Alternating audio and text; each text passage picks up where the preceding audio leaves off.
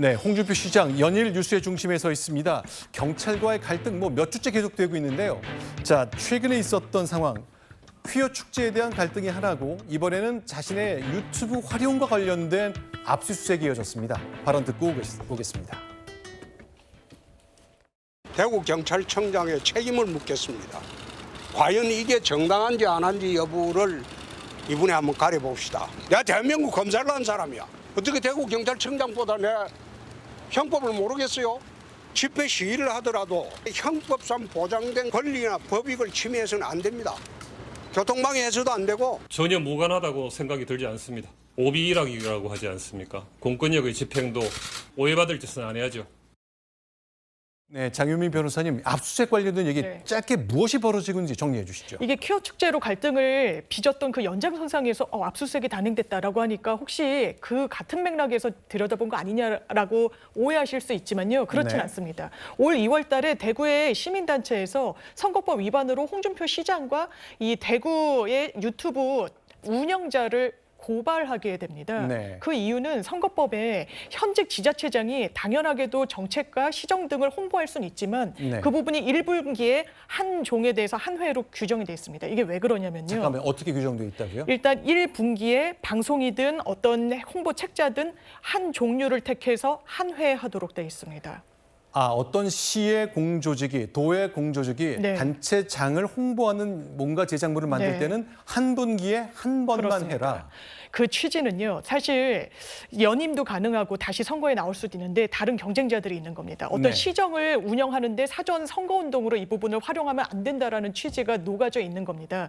그런데 지금은 삭제됐다라고 하지만 사실상 대구 유튜브를 보면 굉장히 홍준표 시장 개인의 초점이 많이 맞춰진 홍보 영상들이 올라간 부분이 이게 공직선거법 위반 혐의가 아니냐라고 해서 2월 달에 고발 조치가 들어갔고 이 부분에 대한 수사 연장선상에서 압수수색이 시행이 된 거고요. 사실 퀴어 축제로 갈등을 빚기 전에 영장은 신청이 됐던 것으로 지금 알려져 있습니다. 자, 지금 저희가 사진 한 장을 올렸는데 이거는 저희가 확인한 건 아니고 언론에 보도된 내용입니다. 2월 달에 시민단체가 고발을 했는데 그 당시에 캡처한 이미지를 보니까 한 분기 한 회라고 했는데 어쨌건 홍준표 대표가 중심이 된 쇼츠니까 아주 짧은 3, 40초짜리 동영상들이 조금 많이 올라와 있는 모습은 보입니다만 역시 이것도 검증과 확인이 필요합니다.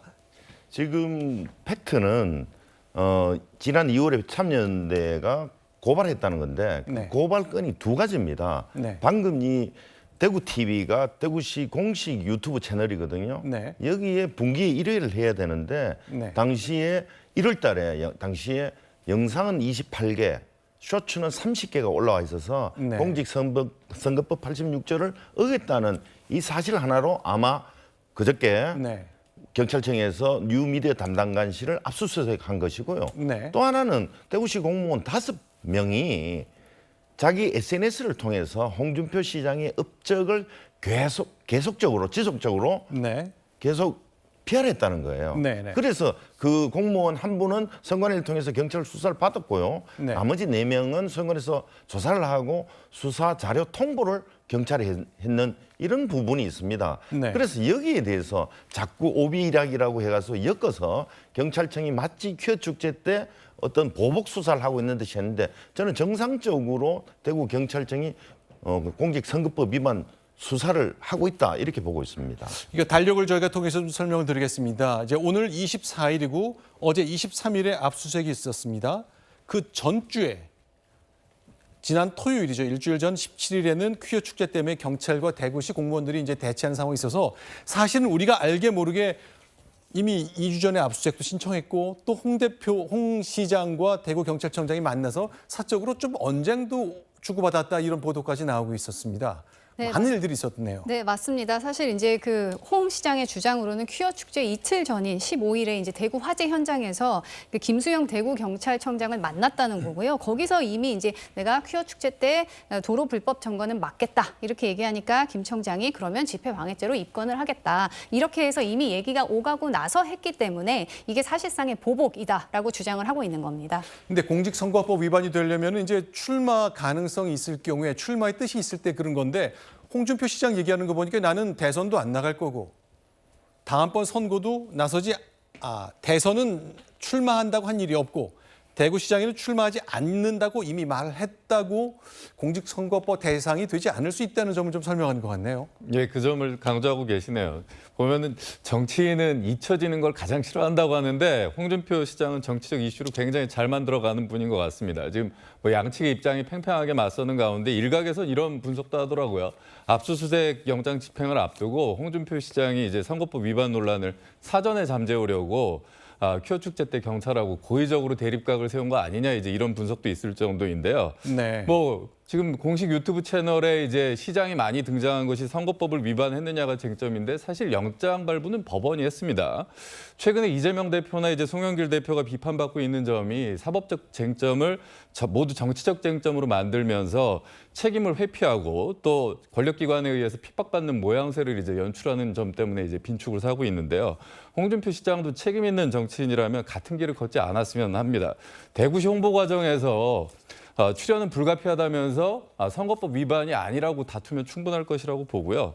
굳이 경찰에게 과도한 표현을 써가면서까지 불필요하게 소모적 논란을 만드는 거는 본인이 꿈꾸는 대권 과도에 좋지 않은 영향을 미칠 수 있을 것 같아서 좀 조심하시는 게 좀 나을 것 같습니다. 예. 네. 예, 지금 홍준표 시장은 남발 시장이에요. 네. 첫 번째 고소를 남발하고 있습니다. 대구 MBC도 자기 마음에 거슬린다고 해서 대구 MBC와 기자와 여러 사람들을 고소를 했고요. 대구 민주당도 지금 고소를 했고요. 두 번째로는 막말을 남발하고 있습니다. 경찰에도 남발하고 시민단체도 남발하고 언론에 대해서도 뭐 찌라시 같은 언론이라고 이렇게 막말을 하는 이 남발 두 가지가 심각합니다. 네, 이게 시청자들 위해서 이제 좀 사전 고지 같은 건데 이제 대구 시당 위원장이시니까 사실은 대구에서 정치적으로는 상대편에 있으시니까 아니요, 대구 시민들은 다 알고 있습니다. 네, 홍준표 시장께서 아니 왜 민주당의 대구 시당 위원장 얘기만 듣니 하실 수 있는데 반론을 하시는 경우에는 저희가 충실히 계속해서 보도해 드린다는 점 정리해 보겠습니다. 자, 다음 소식 보겠습니다. 순위 확인합니다.